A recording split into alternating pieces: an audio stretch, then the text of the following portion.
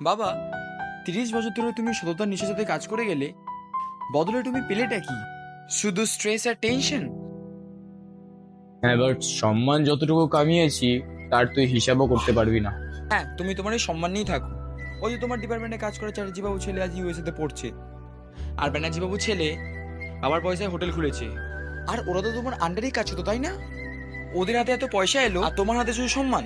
বাহ! দেখ, ওদের কথা জানি না, তবে এতদিনে যা সম্মান অর্জন করেছি তাতে আমি আর তোর মা খুবই গর্বিত। গর্ব তো করাই যায় বাবা, কিন্তু 30 বছর ধরে সততার সাথে কাজ করে তুমি কামিয়েছোটা কি? গর্ব তো করাই যায় বাবা, কিন্তু 30 বছর ধরে সততার সাথে কাজ করে তুমি কামিয়েছোটা কি? নিন দাদা, হয়ে গেছে। কত হলো? আপনি 120 টাকা দিবেন। রাউন্ড ফিগারে 100 করে দিন না। তাহলে আমাকে ডাউন ফিগারে 150 করে দিন। হ্যাঁ, না না, 100 করেই ঠিক ছিল। নিন নিন, আপনার নামটা বলুন। স্বরূপ দাস। আপনি কি ওই বড়পাড়ার দাসবাবুর বেটা? হ্যাঁ, কিন্তু আপনি জানলেন কি করে?